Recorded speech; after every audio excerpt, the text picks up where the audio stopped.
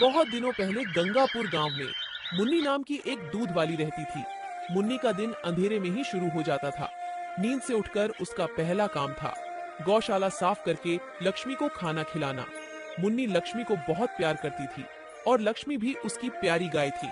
लक्ष्मी की देखभाल में ही मुन्नी का दिन बीतता था। मुन्नी विधवा थी। मुन्नी का पति शादी के कुछ सालों बाद ही मुन्नी को अकेला छोड़ गया।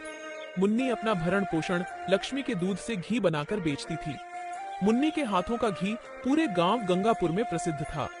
गंगापुर गांव में सभी निवासी मुन्नी से ही घी और दूध लेते। दिन रहते ही मुन्नी निकल पड़ती थी। घी ले लो, घी शुद्ध और ताजा घी ले लो, अच्छा घी ले लो। घी शुद्ध और ताजा घी ले लो, अच्छा घी ले लो, घी ले लो। मुन्नी मुझे 1 किलो घी चाहिए।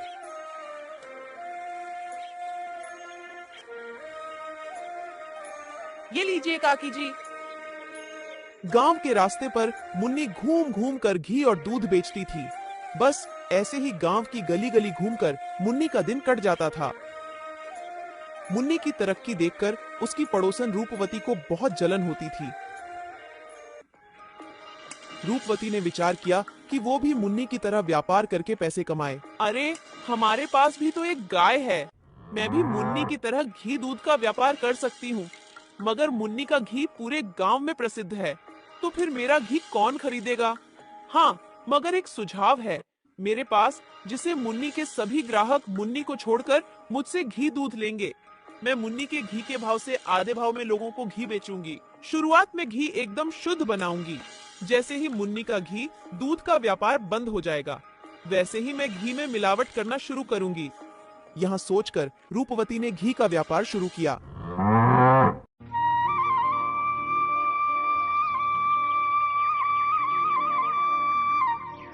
पहले रूपवती मुन्नी के ग्राहकों के पास जाती है। अरे रूपा काकी, घी ले लो, एकदम शुद्ध घी है, एकदम शुद्ध घी है। एक बार लोगी तो दोबारा याद करोगी। नहीं रूपवती, मैं तो मुन्नी से ही घी लेती हूँ। उसका घी एकदम शुद्ध और ताजा होता है। मैं क्या आपको खराब घी दूंगी क्या? मेरा घी तो मुन्नी के घी से भी अच्छा है। मुन्नी के घी से आधे दाम में है। आधे भाव में? अरे काकी, आप इतना घी लेने में सोच क्यों रही हो? पहले आप घी ले लो, घी अच्छा लगे तो घी के पैसे देना। ठीक है, अब इतना कह रही हो तो दे दो। काकी खूब खुश हो गई और काकी को रूपवती का घी बहुत पसंद आया। और फिर काकी ने यह बात पूरी गांव को बताई कि मुन्नी एक ठग है। फिर मुन्नी थोड़ा सा घी निकालकर पड़ोसी गांव में बेचने जाने लगी। मुन्नी एक दिन पड़ोसी गांव रामनाथपुर में अपना घी बेचने जाती है। तभी वहां एक ग्रामीण आकर मुन्नी को चिल्लाकर कहता है, मुन्नी, मैं तो तुम्हें अच्छा समझता था कि मुन्नी का घी एकदम शुद्ध और ताजा है, मगर रूपवती का घी तुम्हारे घी से भी अच्छा है और तुम्हारे घी से आधे दाम में है। मुन्नी ने चुपचाप सारी बातें सुनती रही। लक्ष्मी बता, मेरा क्या कसूर है? ये सब गांव वालों ने मुझे गलत समझा, क्यों समझा? बता, क्यों गलत समझा? लक्ष्मी। घर लौटकर मुन्नी दुखी हो रही थी।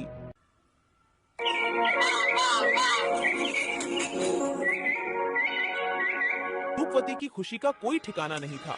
उसकी बिक्री और अधिक बढ़ चुकी थी। अरे जो मैं चाहती थी वो हो गया, मुन्नी का व्यापार बंद हो गया।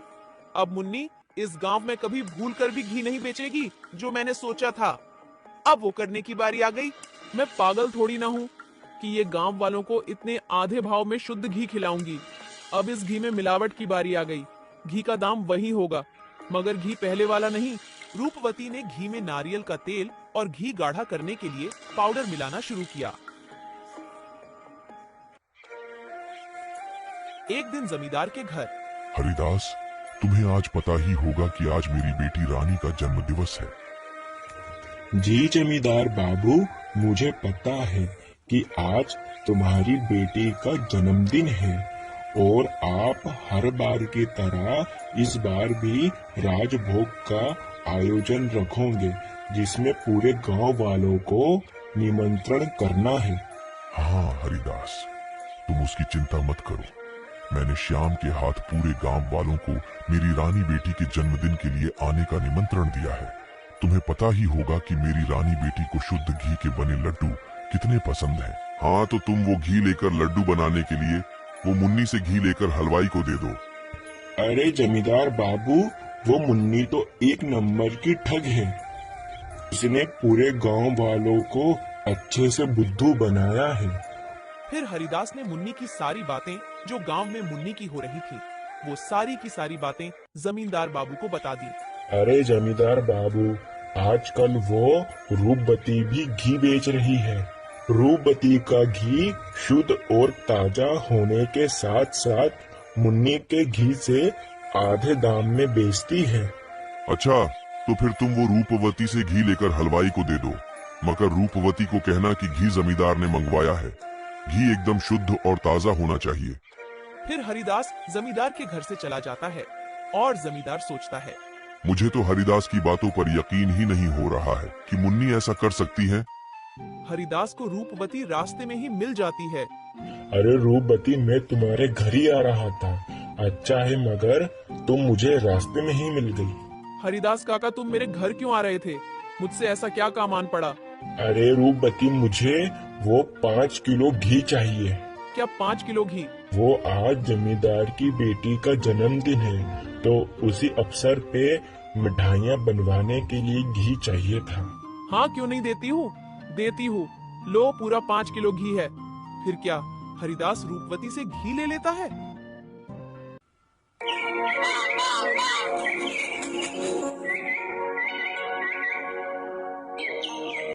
फिर वो घी से बनी मिठाई खाने के बाद जमींदार और जमींदार का पूरा परिवार, यहाँ तक जमींदार की बेटी भी बीमार पड़ गई। फिर जमींदार ने हरिया को तुरंत ही अपने महल में बुलाया। हरिदास, तुम वो घी कहाँ से लेकर आए थे? वो घी के लड्डू जिसने खाया है वो सभी बीमार हो गए। यहाँ तक मेरी बेटी के पेट में दर्द है।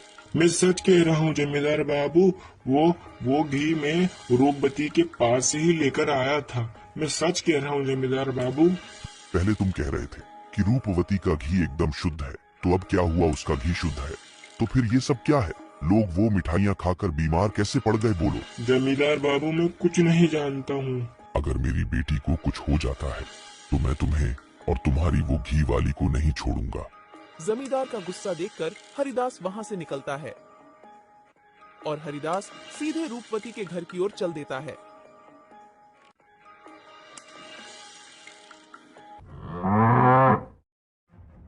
ये आज तो ये नारियल का तेल खत्म हो गया। कल के घी में मैंने सारा नारियल का तेल मिला दिया। पर अच्छा है, कल का सारा घी तो जमींदार ने खरीद लिया। आज नारियल का तेल बाजार से लाती हूँ, उसके बाद घी बेचूंगी। रूपवती की सारी बातें बाहर खिड़की से झांकते हुए हरिदास सुन लेता है। छी छी छी, रूपवती, तुम इतनी नीचे गिर जाओगी, ये तो मैंने कभी सोचा नहीं कि तुम खानों की चीजों में मिलावट करोगी। तुम्हारे घी खाकर गांव के सभी लोग, यहाँ तक जमींदार की बेटी भी बीमार पड़ गई। छी छी, चलो चलो चलो जमींदार के घर चलो। फिर जो हरिदास ने सुना वह सारी बातें हरिदास जमींदार को बताता है। फिर जमींदार कहता है, रूपवती, तुम औरत होकर जरा सी भी शर्म नहीं है। तुम्हें तरस नहीं आया अगर मेरी बेटी को कुछ हो जाता तो? और तुम बेचारी मुन्नी को भी पूरे गांव में बदनाम कर दिया। ऐसा कोई करता है क्या? ऐसा कोई है जो दूसरे के पेट पर लात मारकर सुखी रह पाया है? तुम औरत जात हो, वरना मैं तुम्हें पुलिस के हवाले कर देता। मुझे माफ कर दो जमींदार बाबू, मुझसे बहुत बड़ी भूल हो गई है। मैं बहुत लालची हो गई थी। मैंने उस बेचारी मुन्नी के पेट पर लात मारी। मुझे माफ कर दो। अब से मैं ये घी बेचना बंद कर दूंगी। मुझे माफ कर दो। हरिदास, पूरे गांव वालों को बता दो कि सही मिलावटी कौन है। फिर गांव वालों को समझ आ जाता है कि सही मिलावटी कौन है। फिर सब मुन्नी के घर जाते हैं, यहाँ तक रूपवती भी। मुन्नी, मुझे माफ कर दो, मेरे कारण तुम्हें बहुत परेशान होना पड़ा। कोई बात नहीं रूपवती बहन,